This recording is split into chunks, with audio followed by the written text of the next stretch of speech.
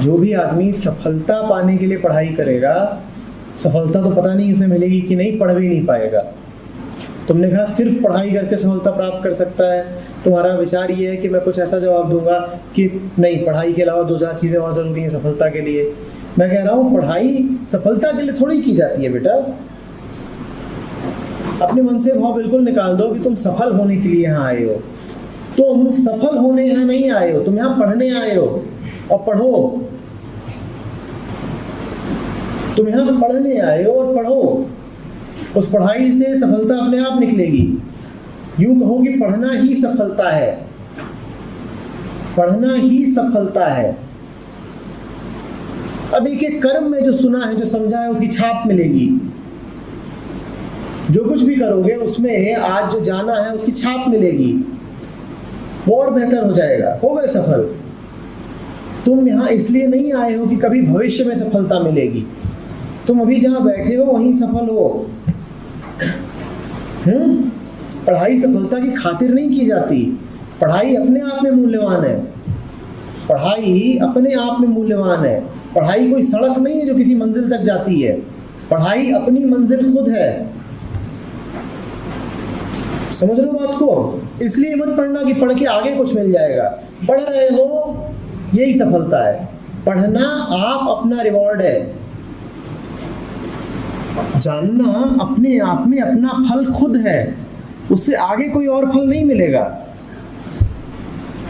और जो मजे की बात है कि जो पढ़ लेता है डूब करके, उसको फल की चिंता नहीं करनी होती है। उसको पढ़ने में भी आनंद मिला और आगे भी और आनंद मिलता ही जाता है, नई राहें उसके लिए खुलती जाती हैं। जो अभी कर रहे हो उसको ध्यान से करो, बाकी और कोई सफलता नहीं है। और जब मैं कह रहा हूँ जो अभी कर रहे हो, तो उसका आशय सिर्फ पढ़ाई से नहीं है। कैंपस में हो तो हर समय पढ़ते ही तो नहीं रहोगे ना, खेलोगे भी, कूदोगे भी, नाचोगे भी। जो भी कर रहे हो उसको मजे में करना, वही सफलता है। तुम 3 साल सिर्फ पढ़ नहीं पाओगे भाई, कितना पढ़ोगे? बहुत पढ़ना होता भी नहीं है। जो ध्यान से पढ़े उसको बहुत ज़्यादा नहीं पढ़ना पड़ता। अगर तुमको 10-20 घंटे पढ़ना पड़ रहा है रोज, तो उसका अर्थ यही है कि ध्यान कहीं और है, नहीं तो इतना नहीं पढ़ना पड़ेगा। समझ रहे हो? जीवन को पूरी तरीके से जियो। यहाँ पर कई तुमको सुविधाएं उपलब्ध है। सबसे पहले तो इतना सा बड़ा मैदान मिला हुआ है। ये मैदान तुम्हें क्या लगता है तुम्हें हर जगह मिल जाएगा जीवन में? आओ दिल्ली में रहो, गुड़गांव में, तब पता चलेगा कि इतना बड़ा मैदान कितनी बड़ी नियामत होती है। और खाली समय कितनी बड़ी बात होती है, जो यहाँ पे तुम 5 बजते ही खाली हो जाते हो। 5 बजे खाली भी हो और इतना बड़ा मैदान भी है, यही जन्नत है। दौड़ो, भागो, खेलो, कूदो, लेटो, लोटो, जो करना है करो। यही मौका है, उसका पूरा फायदा उठाओ। मन जो है हमेशा इधर उधर करता है। मैं चाहता हूं पढ़ूं और मन चाहता है कुछ और करे, मन चाहता है कुछ और करे। मन के साथ दोस्ती करनी पड़ेगी। तुम मन के विरुद्ध जाकर के बहुत दूर नहीं जा सकते, मन से दोस्ती करनी पड़ेगी। तो 2-3 बातें हैं, ध्यान में ले लो, बैठ जाओ। पहली, मन को हमेशा उपयुक्त वातावरण दो। तुम रात को खाने के बाद पढ़ने बैठोगे तो नींद आएगी, बात पक्की है। तुम रात को खाने के बाद पढ़ने बैठोगे, नींद आएगी, बात पक्की है। तुम पढ़ने बैठे हो और सामने लैपटॉप खुला है और उसमें 2-3 टैब्स खुले हुए हैं, ध्यान उधर को जाएगा, बात पक्की है। तुम पढ़ने बैठे हो और सामने मोबाइल रखा हुआ है और उसमें चैट की विंडो भी खुली हुई है, ध्यान उधर जाएगा, बात पक्की है। तुम ऐसी जगह पर पढ़ने बैठे हो जहाँ पे बहुत सारे लोगों का आना जाना है और आवाज़ें आ रही हैं, तो ध्यान बटेगा, बात पक्की है। मन का जो स्वभाव है उसको जानना होता है और उसके अनुकूल काम करने होते हैं। तुम मन से बहुत देर तक लड़ नहीं सकते। तो पहली बात, मन को एक अनुकूल वातावरण दो। अपने मन को देखो कि किन परिस्थितियों में वो इधर उधर भागता है, वो परिस्थितियां रखो ही मत। तुम जानते हो कि अगर गाने सुनता है मेरा मन तो गाने की तरफ भागता है, तो तुम जहां पढ़ रहे हो वहां गाने की आवाज नहीं आनी चाहिए। समझ लो बात को। तुम जानते हो अच्छे से कि इतने बजे के बाद मेरा मन सोने को होता है, तो उतने बजे के बाद पढ़ने का कार्यक्रम नहीं बनना चाहिए, उससे पहले इससे इधर उधर बनना चाहिए।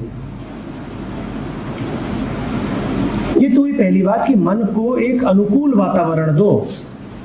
दूसरी बात, उसके बाद भी जब मन माने ना, एक सीमा पर आकर के मना कर दे, तो मन से समझौता कर लो। क्या तो ठीक, तूने बहुत देर तक मेरी बात मानी, 2 घंटे 2.5 घंटे तू पढ़ लिया, अब तू कह रहा है सोना है तो तेरी बात मानूंगा। क्योंकि तुम मन ही हो और मन के विरुद्ध जाकर के तुम नहीं जीत पाओगे। मन से लड़ने का मतलब यही है कि जैसे एक हाथ से दूसरा हाथ लड़ रहा हो, कोई जीत नहीं सकता इसमें। तुम मन ही हो। पहला जो कदम है उसको ध्यान से समझा, मन को अनुकूल वातावरण दो। मन और शरीर जुड़े होते हैं। शरीर ऐसा रखो जो स्वस्थ है। एक स्वस्थ शरीर बहुत जल्दी इधर उधर विक्षिप्त नहीं होता। दौड़ा करो, थोड़ी मेहनत किया करो, शरीर को स्वस्थ रखो। शरीर स्वस्थ, मन स्वस्थ। मन जिन दिशाओं में भटकता है उन दिशाओं से थोड़ा सा दूर रहो। मन जिस समय पर आलसी हो जाता है उस समय से बचो। मन जो खाना खा करके सोने को होने लग जाता है उस तरीके के भोजन से बचो। अगर जानते हो कि नहा लेने के बाद बिल्कुल जगह जगह खुला हुआ ताज़ा होशमंद अनुभव करता हूं, तो पढ़ने से पहले एक बार नहा लो। समझ रहे हो ना? अपने मन को देखो कि वो कैसा है और उसको उसके अनुकूल एक वातावरण दो। उस वातावरण के बाद भी जब वो माने ना, तो फिर कह दो ठीक, तेरी ही बात आगे रखी, तेरी ही बात आगे रखी। अब तूने कह दिया कि तुझे सोना है तो चल सो ही लेते हैं, पर अलार्म लगा लेंगे। तू सोना चाहता है, मैं जगना चाहता हूं, तेरी बात आगे रखा, सोने चले गए। 2 घंटे सो ले, ठीक है, इतना काफी है? हाँ काफी है, चलो 2 घंटे बाद का अलार्म लगा लेते हैं। 2 घंटे के बाद फिर 1 घंटे पढ़ो, 2 घंटे पढ़ो, फिर जबकि आने लगे फिर सो लो आधा घंटा। ऐसे ही काम चलेगा। उससे लड़के तुम नहीं जीत सकते। उसको अनुकूल परिस्थितियां दो और दूसरा उसके साथ समझौता करके चलो। यही तरीका है। स्मृति में भी तलें होती हैं, सतहें होती हैं। जिस बात पर तुमने गहराई से ध्यान दे दिया, गहराई से ध्यान दे दिया, स्मृति में भी वो बात गहराई से चली जाती है। और जो बात तुम ध्यान नहीं दे पाए, जिस बात पर, वो बात स्मृति में भी नहीं जाती। तो तुमको कितना याद रहता है, बड़ी मजेदार बात है, तुमको कितना याद रहता है वो भी इसी बात पर निर्भर करता है कि तुम उस पर ध्यान कितना दे रहे हो। तो अगर तुम पाते हो कि तुमको कुछ याद नहीं रह रहा है, तो उसका कारण ये है कि तुमने उस पर ध्यान नहीं दिया था।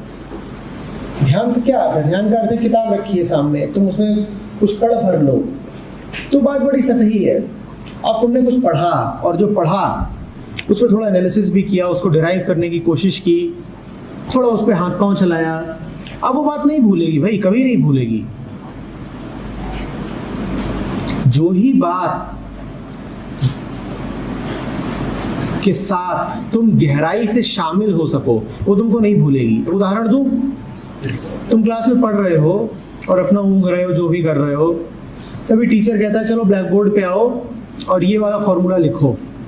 वो फॉर्मूला तुमको याद नहीं है और तुम आते हो, लोग हंसने लग जाते हैं और ये और वो, और तुम्हें बड़ा ध्यान देना पड़ता है क्या है कैसा नहीं है। इसी तरीके से करके तुम वो फॉर्मूला लिख देते हो। वो फॉर्मूला तुम जिंदगी भर नहीं भूलोगे।